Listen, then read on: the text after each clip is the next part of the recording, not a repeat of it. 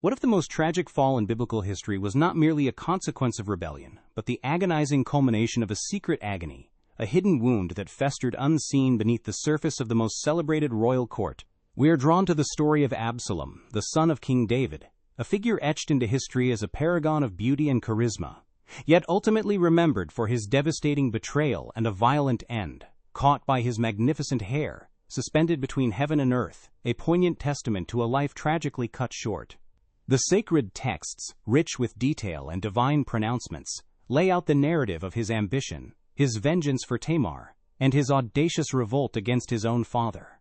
Yet for all its meticulous accounts, what if the ancient scribes, guided by purposes we can only speculate, deliberately omitted a crucial piece of the puzzle, a foundational truth that reshapes everything we thought we understood about his spectacular rise and his most heartbreaking demise? This is not merely an interpretation. It is an excavation into the shadowed depths of an untold suffering. This quest takes us beyond the familiar verses, into the realm of the unsaid, to uncover a profound, unrevealed truth so personal, so devastating, that it might have been intentionally veiled, deemed too scandalous or too agonizing to be fully recorded in the annals of sacred history. Was this secret a forgotten prophecy? A crushing divine decree whispered only to a select few? A devastating personal betrayal far beyond Amnon's heinous crime, or a silent internal suffering that festered into a desperate self-destructive ambition? This central enigma, this forbidden aspect of Absalom's life, holds the key to explaining his choices, transforming our understanding of his actions from simple arrogance into a desperate, perhaps even noble struggle against an unseen force or an inescapable fate. The immediate impact of this revelation is profound. It forces us to question the very fabric of divine justice and the crushing weight of a legacy, offering a fresh lens through which to view one of the Bible's most complex and enigmatic figures. To truly comprehend the genesis of Absalom's internal torment, we must first immerse ourselves in the atmosphere of King David's Jerusalem. Imagine the vibrant tapestry of that golden age. A city basking in the glory of its warrior king, yet beneath the surface, a complex web of familial loyalties, political rivalries, and unspoken expectations simmered. The air itself, thick with the scent of sacrifice and the murmur of prayers, also carried the subtle currents of human ambition and the heavy weight of the divine covenant with David's house.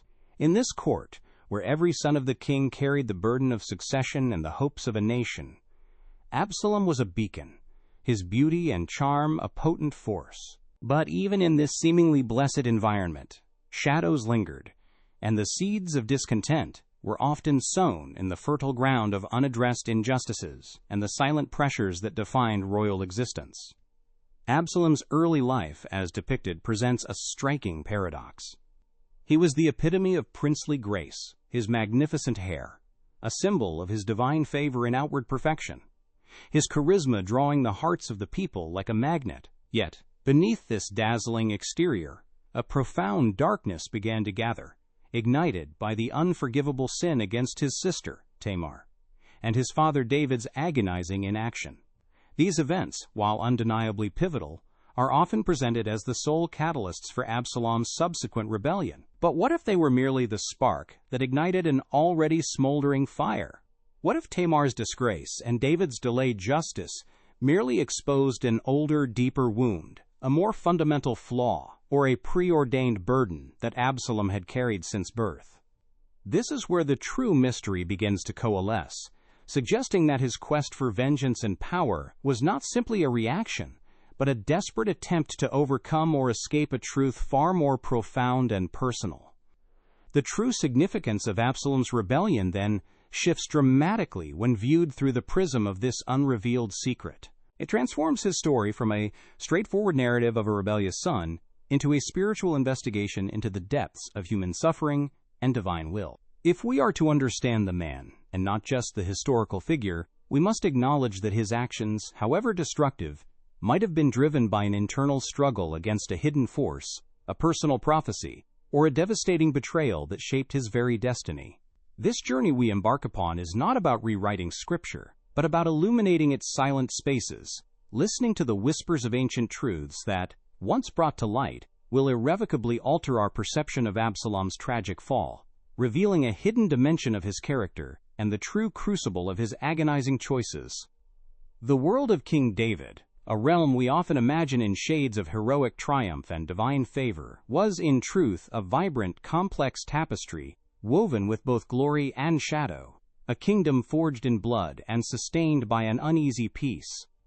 Jerusalem, the newly established capital, pulsed with the spiritual fervor of the Ark of the Covenant, yet its ancient stones also echoed with the whispers of political intrigue and the ever-present threat of tribal dissent and external foes.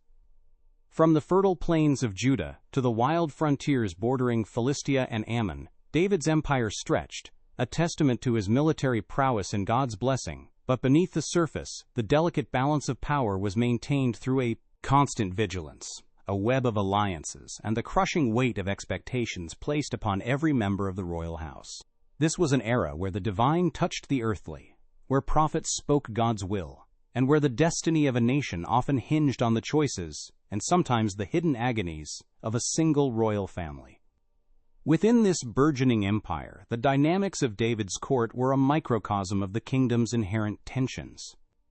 The fierce loyalty of his generals like Joab, the council of his priests and prophets, all served to bolster the throne, yet beneath this facade of unity, the seeds of rivalry were constantly sown, particularly among his numerous sons. Each prince carried the burden of potential succession, a heavy mantle that invited both ambition and jealousy. This was not merely a court of piety and prayer, it was a crucible of human desires, where the lust for power could fester, where personal vendettas could simmer for years, and where even the most sacred bonds of family could be stretched to their breaking point. The air itself, thick with the scent of sacrifice and incense, also carried the subtle, unsettling currents of human ambition, a silent, unseen conflict that often overshadowed the overt struggles with external enemies, proving that the most dangerous battles were often fought within the very walls of the palace. Absalom's origins further complicate this intricate tapestry, positioning him uniquely within David's royal lineage. Born to Maacah, the daughter of Talmai, king of Geshur, he carried not only the blood of Israel's revered monarch, but also that of a foreign, albeit allied, pagan kingdom. This dual heritage, a blend of sacred and secular royalty, would have undoubtedly set him apart from his half-brothers, most of whom were born of Israelite mothers. What unspoken expectations, what subtle prejudices, or what unique burdens might have been placed upon a child of such a distinctive union? Was there a prophecy, a specific decree, or a quiet apprehension tied to his mother's royal bloodline, a detail lost to common record, that might have been whispered only in the deepest confines of the court? This foreign connection, while politically strategic for David, may have also been the very genesis of a profound, perhaps even predestined, struggle for Absalom, marking him as different from birth. Indeed, Absalom's early life, despite his princely status, was likely fraught with subtle struggles, the burden of his extraordinary beauty intertwining with the quiet complexities of his foreign blood. Imagine the constant scrutiny, the need to prove himself not just as a son of David, but as a legitimate heir to the throne, especially in a culture that meticulously tracked lineage and tribal purity. His renowned physical perfection, often described as unparalleled, could have been a double-edged sword, a source of admiration, yes, but also of intense envy and suspicion from those who saw his mother's foreign heritage as a potential flaw. Was this perceived otherness, this subtle sense of being an outsider despite his royal birth, the initial fissure in his soul, the very first hidden wound that began to fester unseen? It is plausible that this early alienation, this constant pressure to validate his place, laid the groundwork for a desperate ambition, a need to overcome an unspoken stigma that weighed heavily on his princely shoulders. Before the catastrophic rebellion, Absalom was not merely a charismatic figurehead. He was a prince, a husband, a father, a man who, at least initially, must have known a measure of loyalty and devotion. We know he had 3 sons and a daughter named Tamar, a testament to his participation in the normal rhythms of royal life. He would have been present at court, fulfilling certain responsibilities, perhaps even engaging in military campaigns alongside his father. His initial devotion to his family, particularly his sister Tamar, is undeniable, making his subsequent actions seem all the more tragic. His fury over Tamar's rape by Amnon and his patient, calculated vengeance speak of a deep sense of familial honor, a stark contrast to the portrait of a purely self-serving rebel. This suggests that the fall was not an inherent trait, but a gradual, agonizing process, ignited by injustice, but perhaps fueled by an even deeper, more personal torment. The biblical narrative meticulously details the events that appear to trigger Absalom's descent, Amnon's heinous crime against Tamar, followed by King David's agonizingly delayed and ultimately insufficient response. For 2 long years, Absalom harbored his vengeance in silence, a simmering rage that culminated in Amnon's murder, an act that undeniably set him on a collision course with his father. These events are often presented as the singular catalysts for his subsequent rebellion, the justifiable spark that ignited his ambition and fury. But what if these pivotal moments were merely the asterisk visible eruption of an older, far more profound darkness that had been gathering within him for years? What if Tamar's disgrace and David's agonizing inaction merely exposed and exacerbated an already festering wound, a pre-existing burden, or a foundational flaw that Absalom had carried since birth, transforming his quest for vengeance into something far more desperate and tragic? Consider the possibility that David's inaction, often attributed to weakness or a reluctance to punish his firstborn, might have been influenced by a far deeper unspoken truth concerning Absalom himself. What if David, the prophet king, had been privy to a hidden prophecy, a divine warning, or even a curse specifically pertaining to Absalom's destiny or his unique lineage? Such a revelation, if known, could have paralyzed David, leading him to tragically attempt to avoid a greater predetermined outcome by not directly confronting Amnon, hoping to somehow divert a fated tragedy. This would transform David's profound grief at Absalom's eventual death. "O my son, Absalom, my son Absalom," from mere paternal sorrow into the agonizing lament of a father who watched a dreaded prophecy unfold, a destiny he was powerless to change, directly connecting to the hidden wound that may have marked Absalom from birth. In the ancient Israelite world, curses, blessings, and prophecies were not mere superstitions. They were potent forces believed to shape destinies, influencing every decision and often kept secret due to their immense power or the shame they might bring. The very concept of generational curses or divine pronouncements that could affect descendants was deeply ingrained in the cultural fabric. Could Absalom have been privy to such a secret, perhaps through his mother's foreign court, or a forgotten sage within David's own council? Imagine the psychological burden of carrying such a weight, a destiny whispered in shadows, an inescapable fate that gnawed at his soul. This unseen force, this hidden truth, could have been the driving, agonizing undercurrent beneath all his actions, shaping his ambition not as a simple lust for power, but as a desperate, perhaps even noble, struggle to defy or overcome a preordained tragedy. Imagine Absalom carrying this profound, unspoken burden, a secret destiny that cast a long shadow over his dazzling exterior. How would this knowledge, whether a prophecy, a curse, or a divine decree, have twisted his perception of himself, his place in the world, and his relationship with the very Father who both loved him and, perhaps, inadvertently sealed his fate? His magnetic charisma and unparalleled beauty, then, become more than mere attributes. They could be seen as a magnificent facade, a desperate attempt to compensate for an internal sense of doom or inadequacy.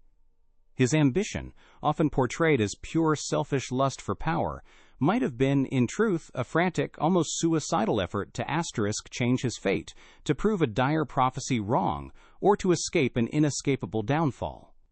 This internal struggle transforms him from a simple villain into a figure of immense, agonizing tragedy, desperately battling an unseen adversary.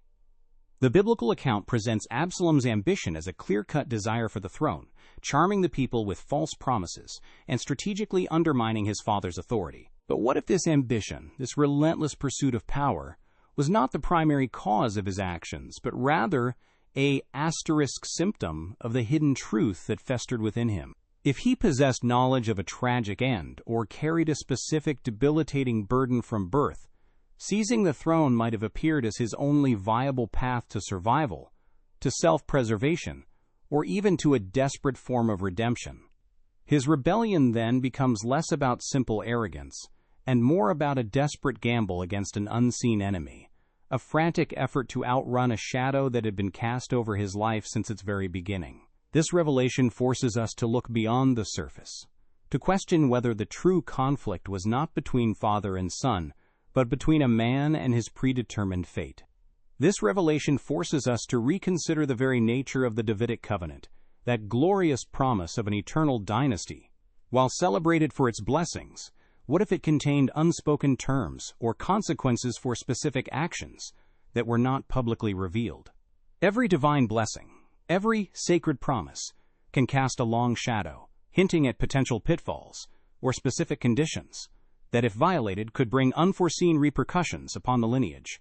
Could a specific clause, a potential flaw within David's house, or a divine warning related to the character of his descendants, have been known only to a select few, perhaps even David himself? This hidden aspect of the covenant, a detail meticulously omitted from the public record, could be directly linked to Absalom's unique position, his foreign blood, or a particular characteristic he embodied, explaining why his tragic fall resonated with such profound, almost fated significance. The intricate walls of David's palace, while majestic and awe-inspiring, were also repositories of secrets, places where whispers could travel through stone corridors and where forbidden truths might linger. It is not unreasonable to imagine that in such a hotbed of intrigue and power, secrets, no matter how carefully guarded, rarely remained perfectly concealed.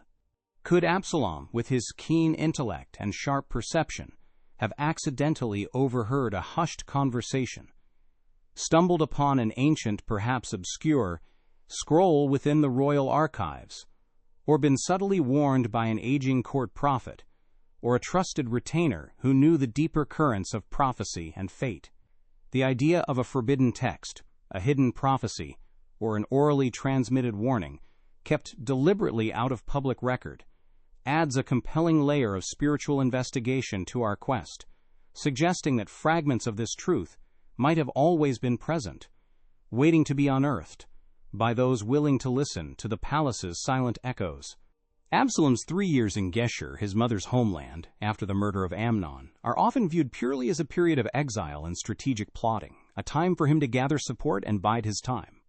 But what if these years, away from the immediate scrutiny of David's court, were in fact a profound crucible where Absalom truly learned the full extent of the devastating secret that had overshadowed his life? In Geshur, he would have been immersed in his mother's royal court, exposed to different cultural traditions, perhaps even older, forgotten prophecies concerning his unique lineage, or the deeper, unspoken aspects of David's house. This foreign land, far from the familiar confines of Jerusalem, could have been the very place where his understanding of his predetermined fate solidified, transforming his simmering resentment into a desperate, almost messianic conviction to either defy or fulfill a destiny he now fully comprehended, no matter the cost. So what then is the ultimate nature of this secret, this hidden wound that shaped Absalom's tragic trajectory? Is it a forgotten prophecy, a crushing divine decree, a devastating personal betrayal far beyond Amnon's heinous crime, or a silent internal suffering that festered into a desperate, self-destructive ambition? As we delve deeper, the evidence begins to lean towards a revelation that is not just personal, but profoundly theological. Perhaps it was a divine imperative, a specific, crushing burden placed upon him that he failed to fully understand or accept, leading to his self-destructive path.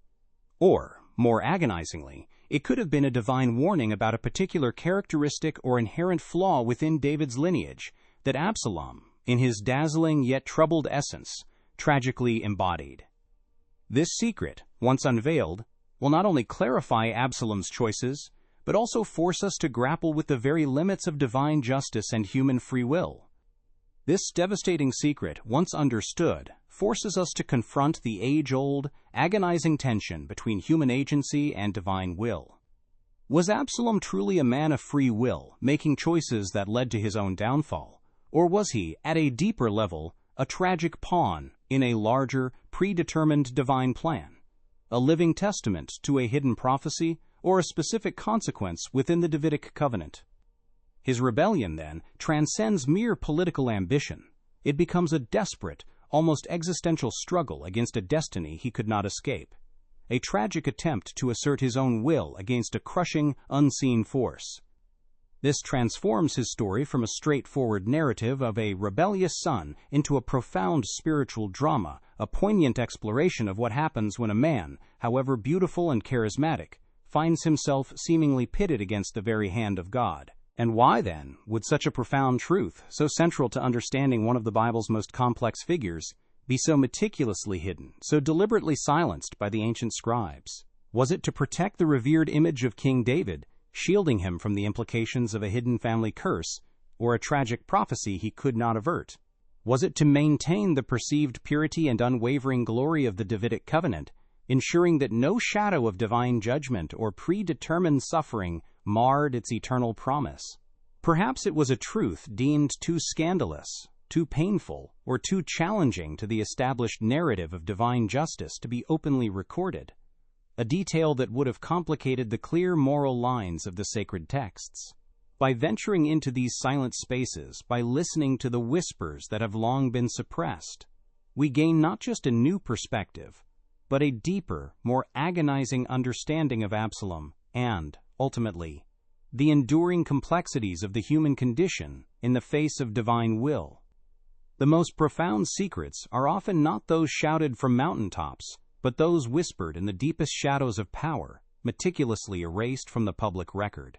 We have explored David's agonizing inaction and Absalom's growing despair, but the true crucible of this tragedy lies in an unspoken exchange, a moment of hidden prophecy that cast a long, inescapable shadow over a prince's life. Imagine, if you will, the hallowed chambers of King David's palace, not as a place of serene devotion, but as a silent repository of divine pronouncements, some glorious, others terrifyingly grim. What if, amidst the blessings bestowed upon David's house, there was a specific, crushing warning, a foreboding decree whispered only to the king and his most trusted prophets, a secret too devastating to ever be openly recorded? This is where our spiritual excavation truly begins, in the silent spaces between the verses, where the weight of a hidden truth began to slowly, inexorably, crush the spirit of the radiant Absalom.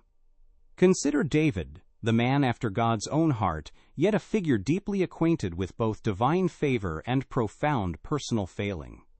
His profound grief over Absalom's death, "Oh, my son Absalom, my son Absalom," often strikes us as mere paternal sorrow, but what if it was something far more agonizing? What if David's lament was not just for a lost son, but for a dreaded prophecy fulfilled, a destiny he had witnessed unfold with crushing inevitability, powerless to change its course? His seemingly inexplicable inaction following Amnon's heinous crime, his reluctance to punish his firstborn, takes on a terrifying new dimension. Was this paralysis born of weakness, or was it the grim resignation of a father who knew a deeper, darker truth about Absalom, a truth tied to a specific, unrevealed burden that made any intervention seem futile against the tide of a predetermined fate? In the ancient Near East, the weight of prophecy and divine decree was immense, capable of shaping the destinies of kings and nations. Such pronouncements were not always public declarations. Sometimes, they were terrifyingly personal, delivered in hushed tones, their secrecy guarded fiercely to prevent panic or to protect the sacred image of the anointed. The court of David, while outwardly a beacon of righteousness, would have also been a melting pot of spiritual insight and ominous warnings. Prophets like Nathan and Gad were not merely advisors, they were conduits of God's often uncomfortable truth. It is entirely plausible that among the many divine messages conveyed to David, there was one concerning Absalom, a specific revelation about his unique physical attributes, his foreign lineage, or a character trait that would lead to a catastrophic, preordained fall, a truth that David, in his wisdom or his fear, chose to suppress. Picture a scene, long erased from the official chronicles, a moment within the dimly lit confines of David's private chambers. The air is thick, with the scent of oil lamps and the heavy silence of profound dread. David sits, his face etched with an unseen sorrow, as Nathan, the venerable prophet, speaks in low, urgent tones. The words are not of blessing, but of warning, of a specific mark upon a future son, a burden tied to the very essence of David's own covenant, a flaw in the precious lineage that would manifest in one of his most beloved.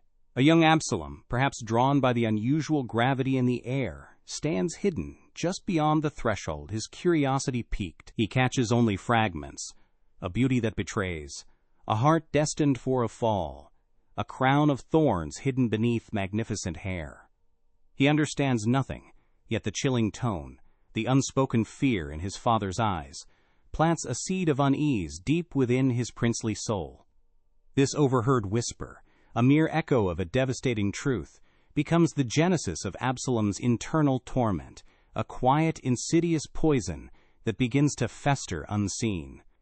He doesn't fully comprehend the words, but the asterisk feeling of being different, of being somehow marked or set apart by a dark destiny, begins to permeate his consciousness.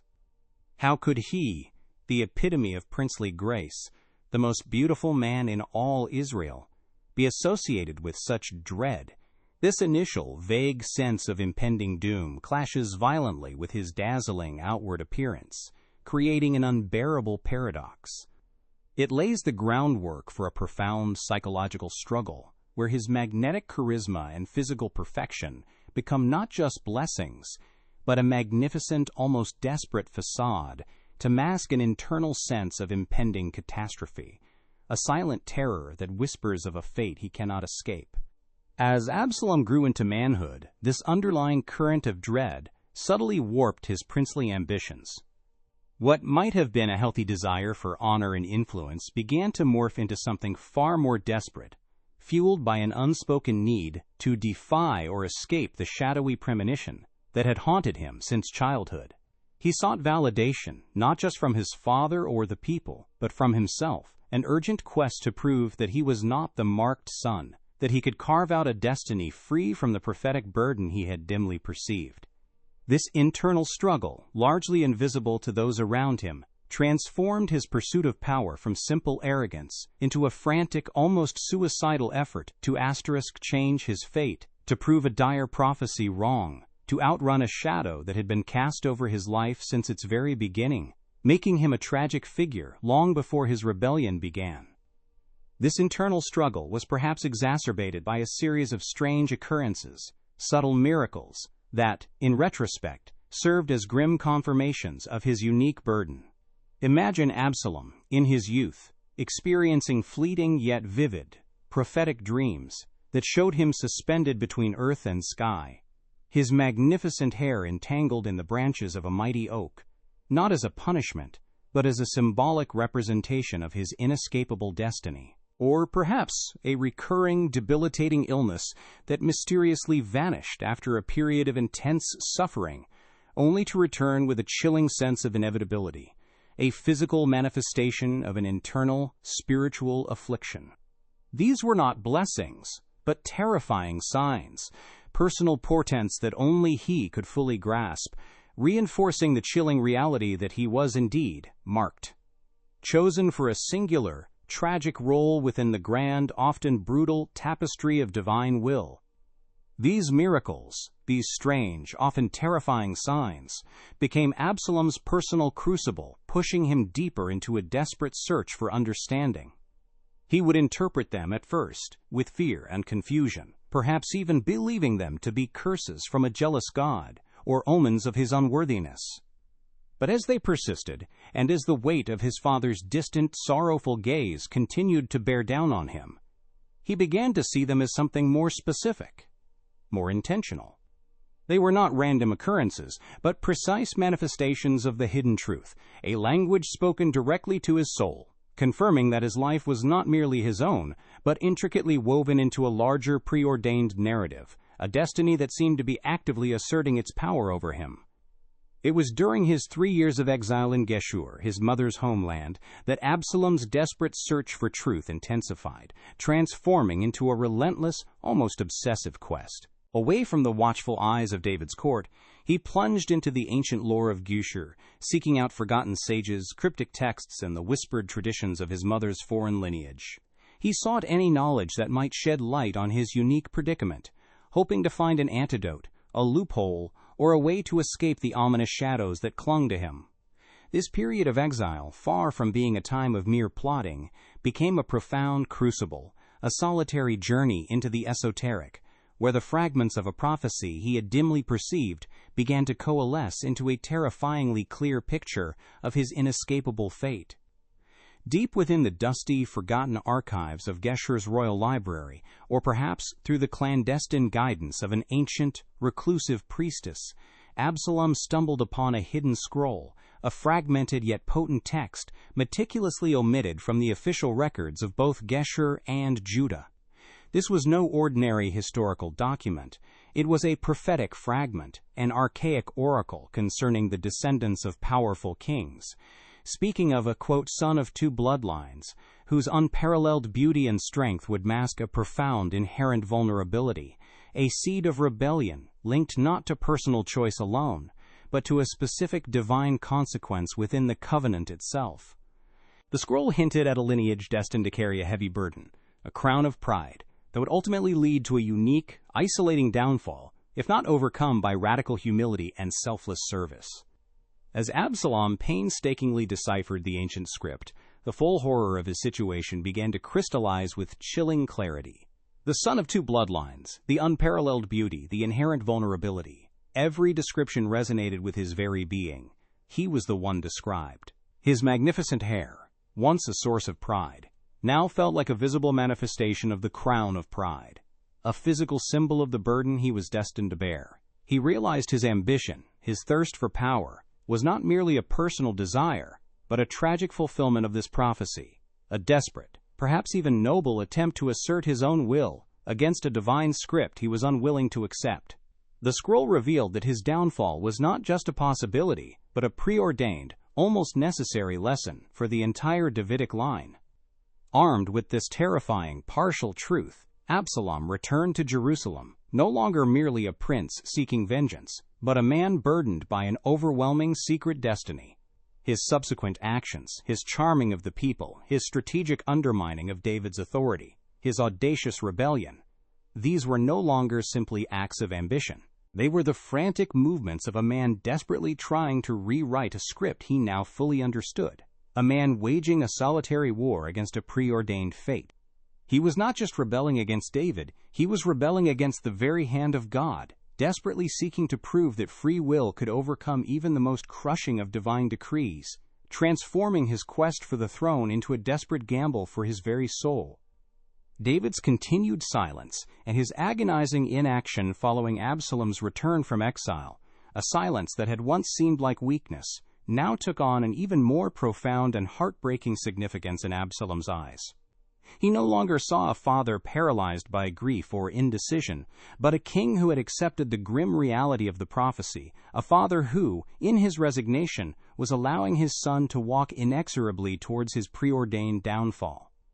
This perception, whether entirely accurate or a tragic misinterpretation fueled by Absalom's own despair, ignited a furious, self-destructive rage within him. It stripped away any remaining hope for reconciliation, cementing his conviction that he was utterly alone in his struggle against a destiny that even his own father had seemingly conceded to the divine. The hidden wound, the devastating secret that had festered beneath the surface of Absalom's dazzling exterior, was not merely a curse or a simple prophecy of doom. It was a profound theological imperative, a specific consequence woven into the very fabric of the Davidic covenant itself. It revealed a unique susceptibility within David's lineage to the corrupting influence of pride and unchecked ambition, a flaw that would manifest most powerfully in a, quote, son of beauty and strength. Absalom was not just a rebellious prince, he was the tragic embodiment of this specific divine test, a living, breathing testament to the dangers inherent in absolute power, even when divinely ordained. His fall was therefore not solely a punishment for his choices, but the agonizing fulfillment of a preordained, tragic lesson meant for all of Israel. The shocking realization, the profound truth that has been meticulously concealed, is this: Absalom was not merely a rebellious son who chose a path of self-destruction. He was a figure chosen to embody a specific, tragic flaw within David's lineage, a living, breathing testament to the dangers of pride and unchecked ambition within the house of God's chosen. His magnificent beauty, his charisma, his very strength, these were not simply personal attributes, but aspects of a preordained tragic role. His fall was not just a consequence of his personal choices, but the agonizing fulfillment of a profound, albeit painful, lesson meant for all of Israel, a stark reminder of the cost of power and the limits of human will against a divine plan. This truth, once unveiled, forces us to confront the agonizing tension between human agency and divine will. Was Absalom truly a man of free will, making choices that led to his own downfall, or was he, at a deeper level, a tragic pawn in a larger, predetermined divine plan, a living testament to a hidden prophecy, or a specific consequence within the Davidic covenant? His rebellion, then, transcends mere political ambition. It becomes a desperate, almost existential struggle against a destiny he could not escape, a tragic attempt to assert his own will against a crushing, unseen force. This transforms his story from a straightforward narrative of a rebellious son into a profound spiritual drama, a poignant exploration of what happens when a man, however beautiful and charismatic, finds himself seemingly pitted against the very hand of God. And why, then, would such a profound truth, so central to understanding one of the Bible's most complex figures, be so meticulously hidden, so deliberately silenced by the ancient scribes? It was not merely to protect the revered image of King David, shielding him from the implications of a hidden family curse or a tragic prophecy he could not avert.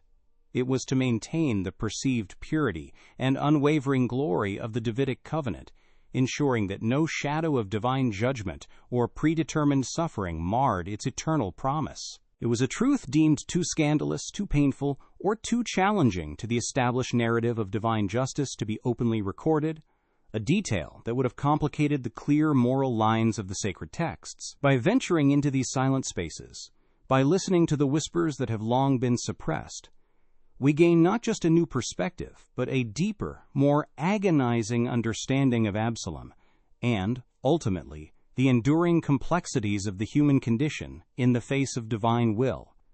Absalom's ambition, often portrayed as pure, selfish lust for power, was, in truth, a frantic, almost suicidal effort to change his fate, to prove a dire prophecy wrong, or to escape an inescapable downfall.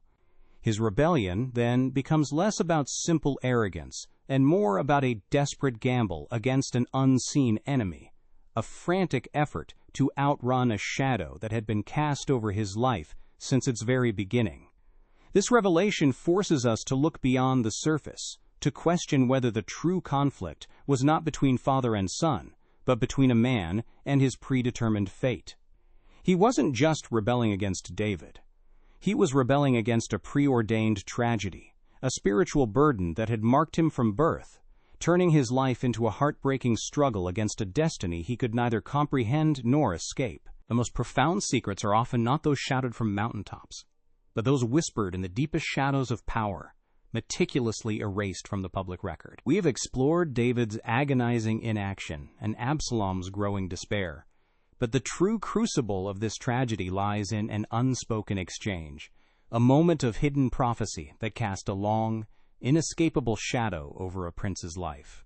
Imagine, if you will, the hallowed chambers of King David's palace, not as a place of serene devotion, but as a silent repository of divine pronouncements, some glorious, others terrifyingly grim. What if, amidst the blessings bestowed upon David's house, there was a specific, crushing warning, a foreboding decree whispered only to the king and his most trusted prophets, a secret too devastating to ever be openly recorded? This is where our spiritual excavation truly begins, in the silent spaces between the verses, where the weight of a hidden truth began to slowly, inexorably, crush the spirit of the radiant Absalom.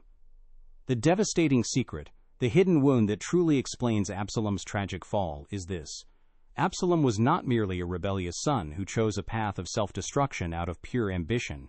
He was a figure marked from birth by a specific, ancient divine decree, chosen to embody a profound, inherent susceptibility within David's lineage, the corrupting influence of pride and unchecked ambition. This prophecy, a dark counterpoint to the Davidic covenant's blessings, foretold a son of unparalleled beauty and charisma, born of a foreign queen, whose very essence would become a tragic crucible for David's house. It was not a cursed traitor Absalom, but a preordained, agonizing role he was destined to fulfill as a living lesson for all of Israel. This truth was whispered only among the highest echelons.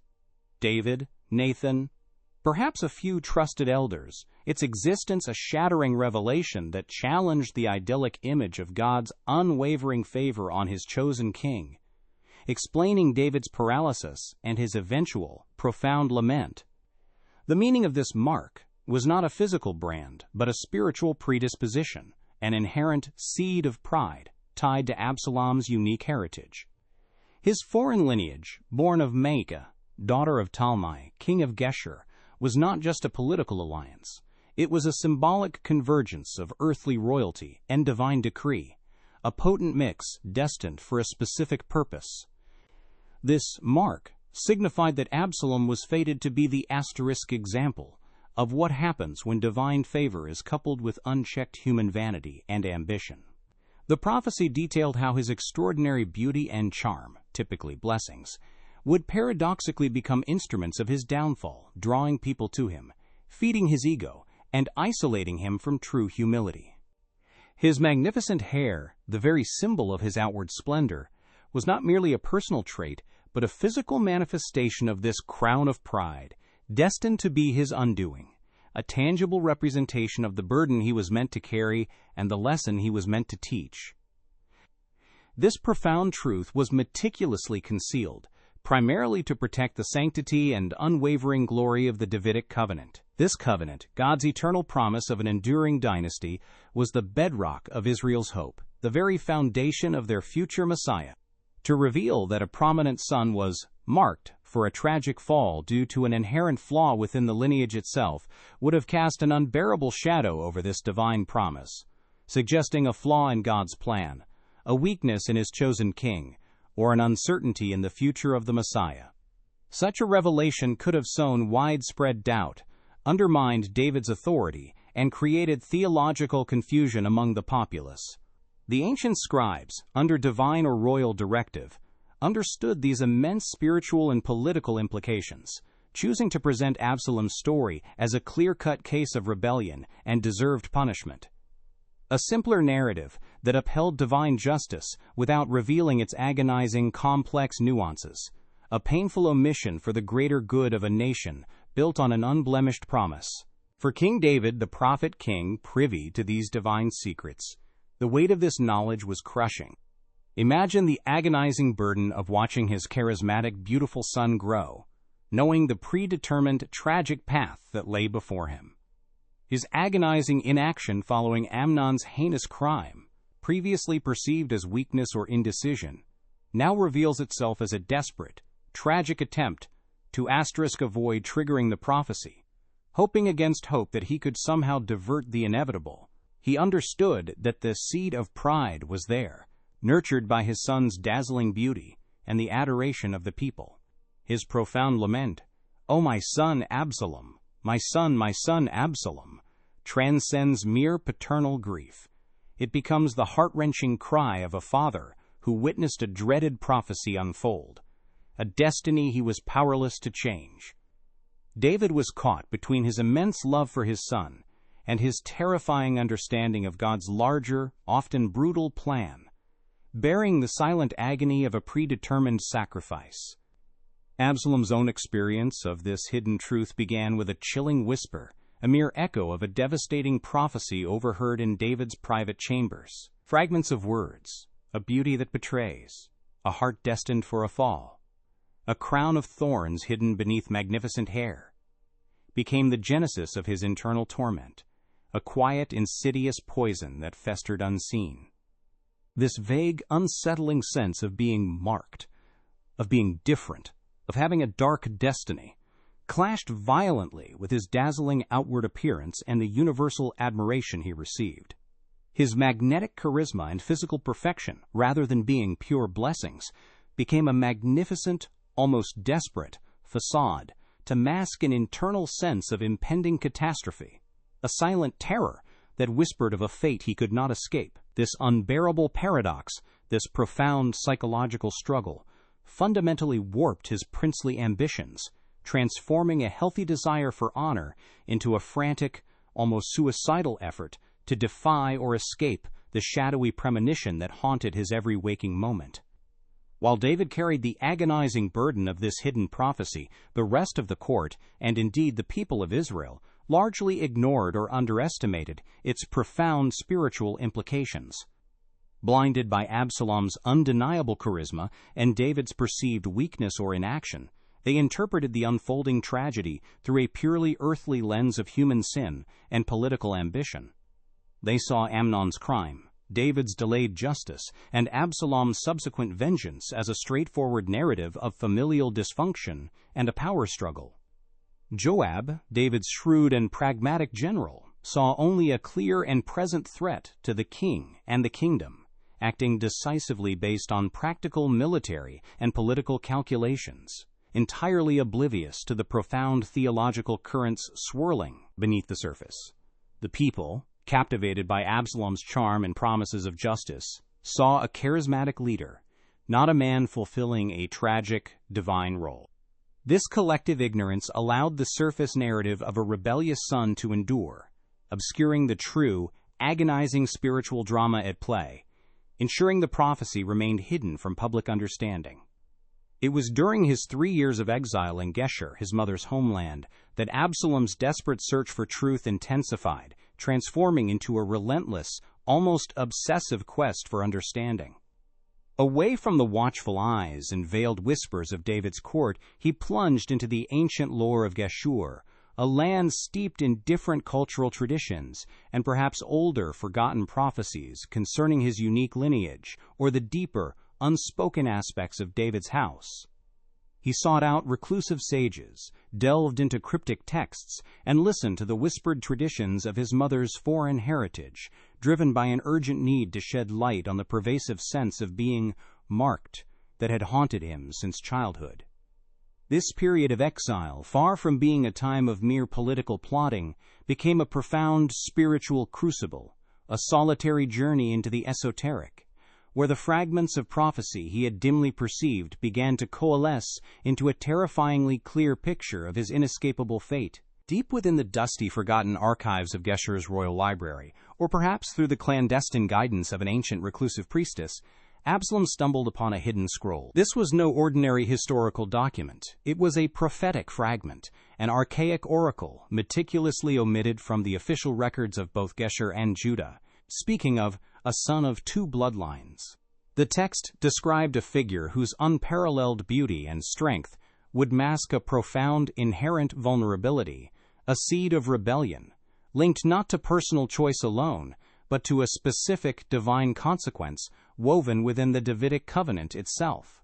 This scroll hinted at a lineage destined to carry a heavy burden, a crown of pride that would ultimately lead to a unique, isolating downfall, if not overcome by radical humility and selfless service.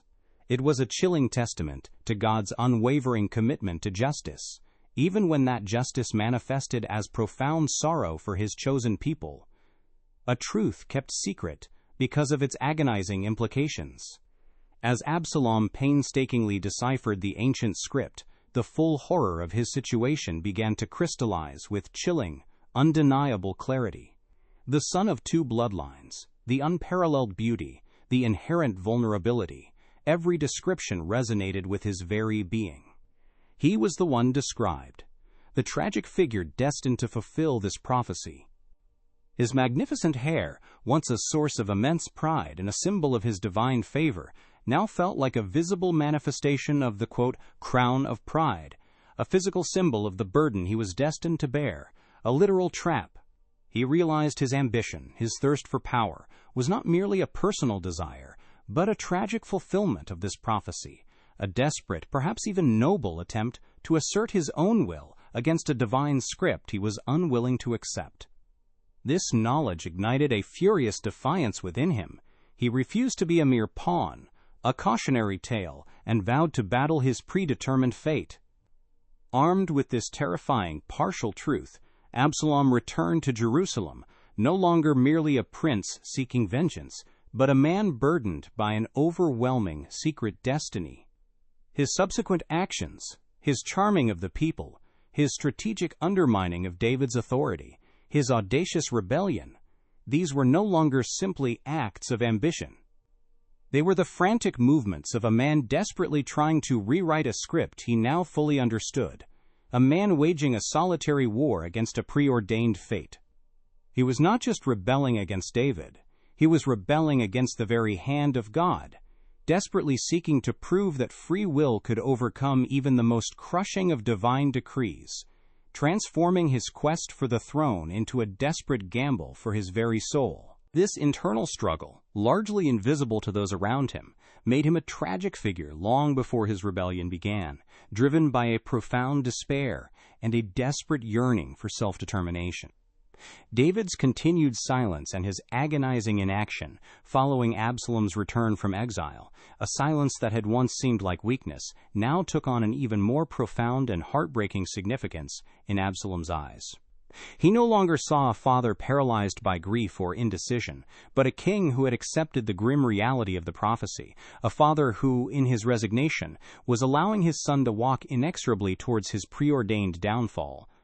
This perception, whether entirely accurate or a tragic misinterpretation fueled by Absalom's own despair, ignited a furious, self-destructive rage within him. It stripped away any remaining hope for reconciliation, cementing his conviction that he was utterly alone in his struggle against a destiny that even his own father had seemingly conceded to the divine. David's agony was not merely for his son's rebellion, but for the devastating, silent fulfillment of a prophecy he had desperately tried to avert. The court, consumed by the visible turmoil of rebellion, continued to misunderstand the profound spiritual drama unfolding.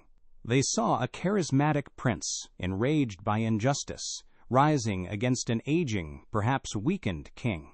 They focused on the surface events, Absalom's dazzling charm, his promises of justice, David's flight from Jerusalem, and the clash of armies. They entirely missed the profound existential struggle of a man battling a preordained destiny. His magnificent hair, his captivating beauty, his ability to steal the hearts of Israel, these were perceived as mere political assets, not as manifestations of a prophetic burden that would ultimately ensnare him. Joab, ever the pragmatist, saw only a clear threat to the king and the kingdom, and acted with brutal, decisive efficiency to eliminate it. He could never have conceived that Absalom's death was not just a military victory, but the agonizing fulfillment of a divine decree, a tragic object lesson for the entire house of David. The climax of this hidden truth, the moment the prophecy became undeniably manifest, occurred in the fateful battle in the forest of Ephraim. The image of Absalom, caught by his magnificent flowing hair in the branches of the great oak, suspended between heaven and earth, is etched into biblical memory. This was no random accident of battle. It was the ultimate agonizing fulfillment. The climax of this hidden truth, the moment the prophecy became undeniably manifest, occurred in the fateful battle in the forest of Ephraim. The image of Absalom, caught by his magnificent flowing hair in the branches of the great oak, suspended between heaven and earth, is etched into biblical memory, a chilling tableau frozen in time. This was no random accident of battle. It was the ultimate, agonizing fulfillment of the divine decree, the literal manifestation of the crown of pride becoming a tangible trap. His glorious hair, once the envy of all Israel, the very symbol of his outward splendor and the seed of pride that had grown within him, became the instrument of his capture, holding him aloft as a silent, grim testament to a preordained destiny that had been whispered in hushed tones for years. Joab's 3 darts piercing his heart, then the 10 young men finishing him, were not just acts of military expediency born of a general's ruthlessness. They were the final, brutal punctuation mark on a life that had tragically embodied a specific, agonizing lesson for the entire house of David. For King David himself, and for Nathan and any few others who were privy to the hidden prophecy, this scene must have been a crushing, visceral confirmation, a horrifying echo of the secret whispers that had haunted the palace for decades, turning a battlefield death into a profound spiritual revelation of inescapable, divine will. For King David, the reverberations of Absalom's death, understood through the lens of the hidden prophecy, were devastating beyond comprehension. His anguished cry, "O my son Absalom, my son Absalom," transcends mere paternal grief. It becomes the heart-wrenching lament of a father who watched a dreaded prophecy unfold, a destiny he was powerless to change, a sacrifice he was forced to witness. The revelation confirmed the brutal cost of the Davidic covenant's glory, that even within God's chosen lineage, there existed a profound susceptibility to pride, a flaw that required a tragic public lesson. David grappled not just with the loss of a beloved son, but with the terrifying majesty of a God whose plans, though ultimately righteous, could manifest with such agonizing specificity and a crushing sense of inevitability. He saw that the divine hand, while bestowing immense blessings, also meticulously orchestrated consequences, weaving even the most painful personal tragedies into the larger tapestry of his eternal purpose. This understanding brought a solemn, unshakable weight to his remaining reign, a stark reminder of the immense responsibility and the profound, sometimes brutal truths inherent in being chosen by God. But what does this hidden truth, this agonizing revelation of Absalom's preordained role, mean for us today, 2 millennia later? His story, stripped of its surface narrative of simple rebellion, transforms into a powerful, timeless warning against the insidious nature of pride and unchecked ambition that lies dormant within every human heart. Absalom's magnificent hair, once a symbol of his outward glory and charm, now stands as a stark emblem of how our perceived strengths, our talents, our very attractiveness, can become the instruments of our downfall if they are not tempered by humility and directed towards selfless service. We are all sons of 2 bloodlines, inheriting both the divine spark and the earthly propensity for self-exaltation. This tale forces us to examine our own lives. Are we building our kingdoms on the shifting sands of personal glory, or on the bedrock of God's will? Are we allowing our magnificent hair, our gifts, our influence, our achievements, to become a crown of pride that isolates us? Or are we using them to uplift others and truly honor the divine source from which they flow? The struggle against self-aggrandizement is not just ancient history. It is a battle waged daily in the silent chambers of our own souls. This spiritual investigation also compels us to wrestle with the profound and often uncomfortable tension between human free will and divine sovereignty. Was Absalom truly a puppet of fate? Or did his choices, fueled by that initial whisper of prophecy, ultimately seal his doom? The truth, as always with God's mysteries, is likely a profound paradox, a preordained path that still demanded Absalom's active, albeit tragic, participation. His story challenges us to look beyond simplistic interpretations of good and evil, to seek the deeper, often agonizing spiritual currents that shape human events, even those recorded in sacred texts.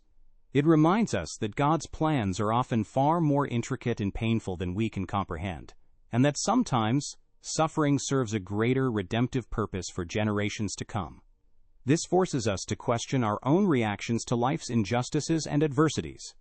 Do we rage against an unseen force, or do we seek understanding and humility in the face of what appears to be an unchangeable destiny? The Bible, in its silent spaces, often reveals truths not for judgment, but for profound self-reflection, urging us to consider the hidden dimensions of our own spiritual journeys. The agonizing saga of Absalom, then, is not merely a historical account of a rebellious prince, but a timeless, solemn meditation on the human condition in the face of divine will. It is a stark reminder that even the most blessed among us, those endowed with unparalleled gifts, carry within them the potential for a seed of pride that, if left unchecked, can lead to the most tragic of falls. The true victory lies not in asserting our own will against a perceived fate, but in cultivating radical humility, in aligning our desires with a higher purpose, and an understanding that true strength comes from surrender, not rebellion. His story, once fully understood, leaves us with a chilling question. In your own life, what hidden crown of pride might you be unknowingly wearing, and what unseen forces are shaping your path? If you want to uncover more biblical secrets, to delve deeper into the profound mysteries that shape our understanding of faith and humanity, subscribe and join us in the next revelation as we continue to illuminate the silent spaces of sacred history.